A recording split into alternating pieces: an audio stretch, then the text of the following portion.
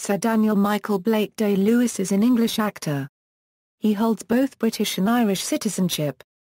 He is the son of Poet Laureate Cecil Day-Lewis and actress Jill Balcon. Despite his traditional actor training at the Bristol Old Vic, he is considered to be a method actor, known for his constant devotion to and research of his roles. He often remains completely in character for the duration of the shooting schedules of his films, even to the point of adversely affecting his health. He is known as being one of the most selective actors in the film industry, having starred in only 5 films since 1998, with as many as 5 years between each role.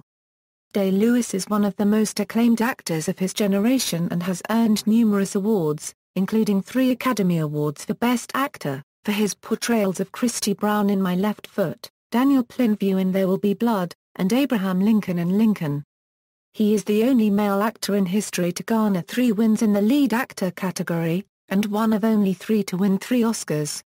He has also won 4 BAFTA Awards for Best Actor, 3 Screen Actors Guild Awards, 3 Critics' Choice Movie Awards, and 2 Golden Globe Awards. In June 2014, he received a knighthood from Queen Elizabeth II for services to drama. Early life: Day-Lewis was born and raised in London, the son of poet Cecil Day-Lewis and English actress Jill Balcon. His father, who was of Protestant Anglo-Irish background, lived in England from the age of 2 and later became the United Kingdom's Poet Laureate. His mother was Jewish, and his maternal grandparents' families had emigrated to England from Latvia and Poland.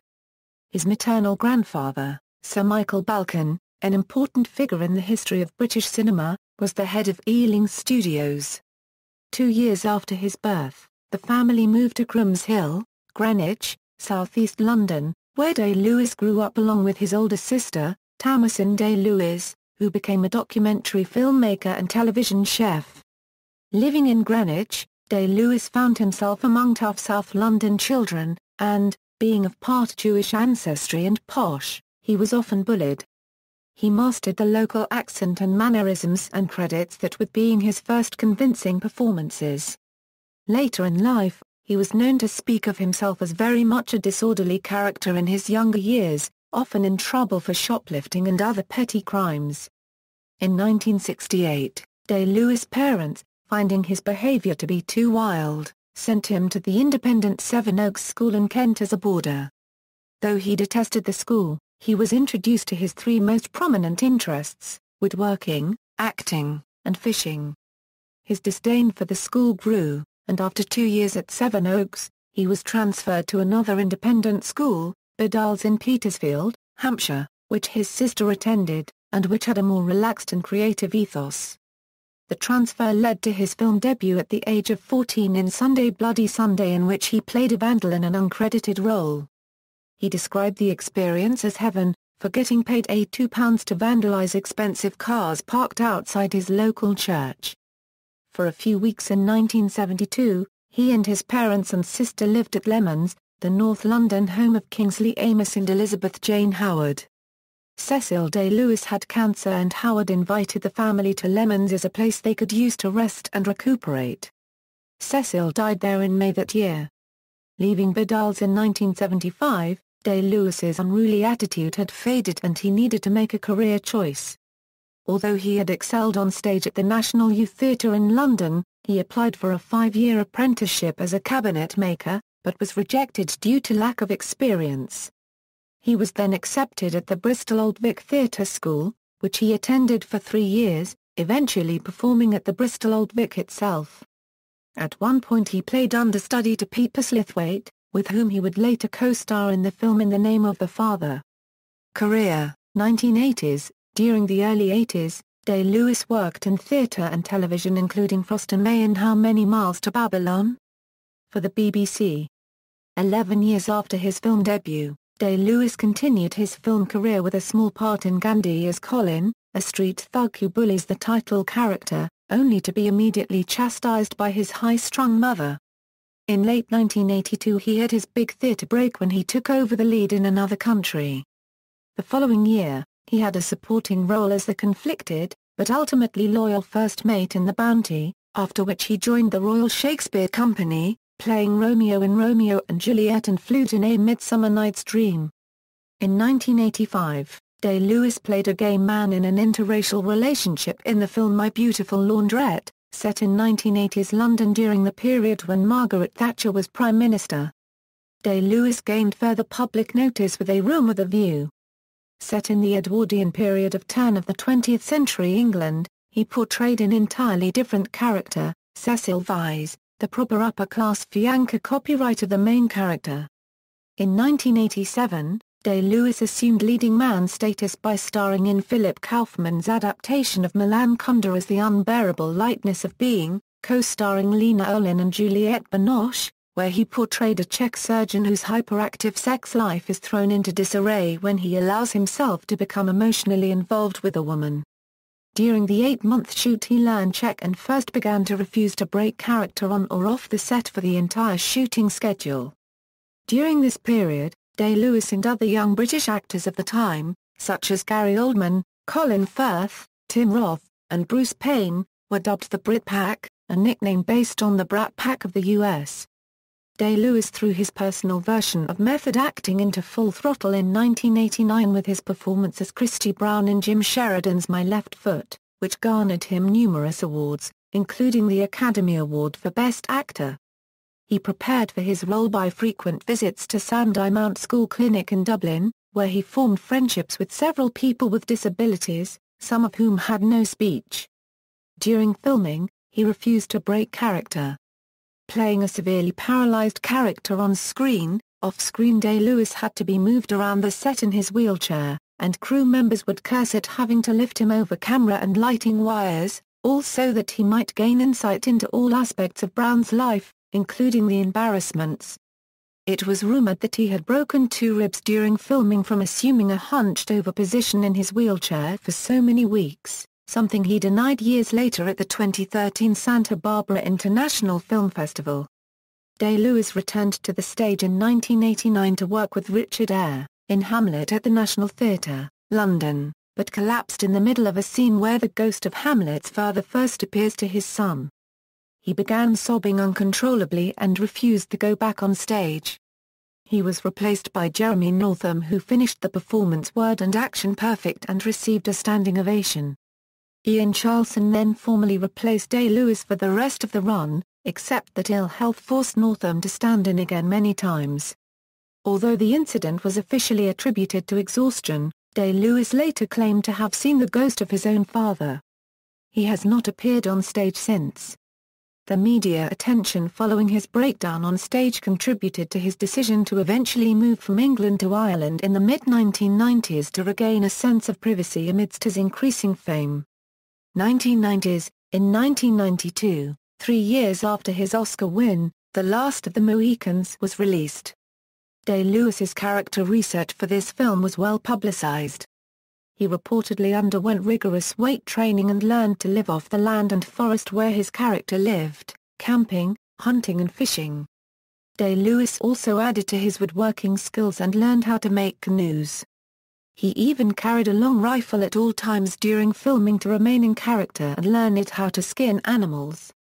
He returned to work with Jim Sheridan on In the Name of the Father, in which he played Jerry Conan, one of the Guildford Four who were wrongfully convicted of a bombing carried out by the Provisional IRA. He lost a substantial amount of weight for the part, kept his Northern Irish accent on and off the set for the entire shooting schedule, and spent stretches of time in a prison cell. He also insisted that crew members throw cold water at him and verbally abuse him. The film earned him his 2nd Academy Award nomination, his 3rd BAFTA nomination, and his 2nd Golden Globe nomination. Day-Lewis returned in 1993, playing Newland Archer in Martin Scorsese's adaptation of the Edith Wharton novel The Age of Innocence, opposite Winona Ryder and Michelle Pfeiffer. To prepare for the film, set in America's Gilded Age, he wore 1870s period aristocratic clothing around New York City for 2 months, including top hat, cane and cape. In 1996, Day-Lewis starred in The Crucible, a film version of the play by Arthur Miller, again opposite Winona Ryder. During the shoot he met his future wife, Rebecca Miller, the author's daughter. He followed that with Jim Sheridan's The Boxer as a former boxer and IRA member recently released from prison. His preparation included training with former boxing world champion Barry McGuigan. Following The Boxer, Day-Lewis took a leave of absence from acting by going into semi-retirement, and returning to his old passion of woodworking.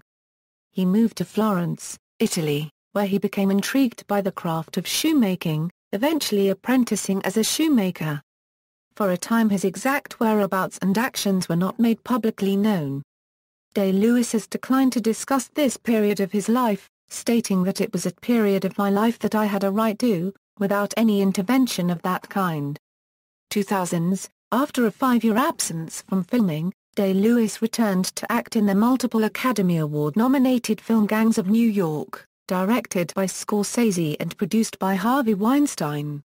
In his role as the villain gang leader William Bill the Butcher Cutting, he starred alongside Leonardo DiCaprio, who played Bill's young proto-copyright Gar Copyright. He began his lengthy, self-discipline process by taking lessons as an apprentice butcher, and while filming, he was never out of character between takes.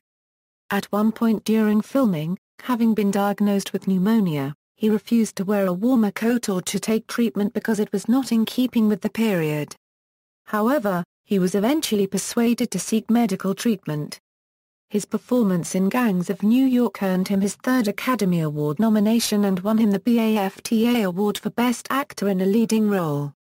After Gangs of New York, Day-Lewis's wife, director Rebecca Miller offered him the lead role in her film The Ballad of Jack and Rose, in which he played a dying man with regrets over how his life had evolved and over how he had brought up his teenage daughter. During filming he arranged to live separately from his wife to achieve the isolation needed to focus on his own character's reality. The film received mixed reviews. In 2007, Day-Lewis starred in director Paul Thomas Anderson's loose adaptation of the Upton Sinclair novel Oil. Titled There Will Be Blood. Day-Lewis received the Academy Award for Best Actor, BAFTA Award for Best Actor in a Leading Role, Golden Globe Award for Best Actor a Euro Motion Picture Drama, Screen Actors Guild Award for Outstanding Performance by a Male Actor in a Leading Role, and a variety of Film Critics Circle Awards for the role. In winning the Best Actor Oscar, Day-Lewis joined Marlon Brando and Jack Nicholson as the only Best Actor winners awarded an Oscar in 2 non-consecutive decades. In 2009, Day-Lewis starred in Rob Marshall's musical adaptation 9 as film director Guido Contini.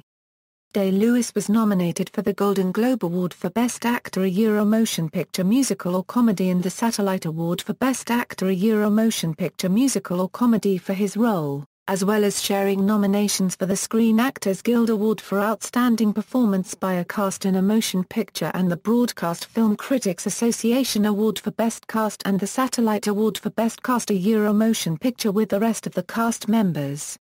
2010s, Day-Lewis played Abraham Lincoln in Steven Spielberg's film Lincoln. Based on the book Team of Rivals, The Political Genius of Abraham Lincoln, a film began shooting in Richmond, Virginia in October 2011. The film was released in selected U.S. cities on November 9, 2012, and then was nationally released on November 16, 2012. Day-Lewis spent a year in preparation for the role, a time he had requested from Spielberg. Day-Lewis read over 100 books on Lincoln, and long worked with a makeup artist to achieve a physical likeness to Lincoln. Lincoln received widespread critical acclaim, much of it directed to Day-Lewis' performance. It also became a commercial success, grossing over $275 million worldwide. In November 2012, Day-Lewis received the BAFTA Britannia Award for Excellence in Film. At the 70th Golden Globe Awards on January 14, 2013, Day-Lewis won his 2nd Golden Globe Award for Best Actor, and at the 66th British Academy Film Awards on February 10, he won his 4th BAFTA Award for Best Actor in a Leading Role. At the 85th Academy Awards, Day-Lewis became the first 3-time recipient of the Best Actor Oscar for his role in Lincoln. Shortly after winning the Oscar, he announced he would be taking a break from acting, feeling it would be difficult to top his performance in Lincoln. On March 19, 2013, a 2-DVD set entitled Daniel Day-Lewis Triple Feature a compilation of much of the actor's performances on British TV programmes from 1982 to 1986 was scheduled to be released in the US by BBC Home Entertainment. Personal life. Day-Lewis is a supporter of Millwall FC. He rarely discusses his personal life. He had a 6-year relationship with French actress Isabelle Adjani, which eventually ended after a split and reconciliation. Their son Gabriel Kane Day-Lewis was born in 1995 in New York City, several months after the relationship ended. In 1996, while working on the film version of the stage play The Crucible, Day-Lewis visited the home of playwright Arthur Miller, where he was introduced to the writer's daughter, Rebecca. They married later that year. The couple have 2 sons, Ronan Cal Day-Lewis and Cashel Blake Day-Lewis. They divide their time between homes in New York City and Anamo.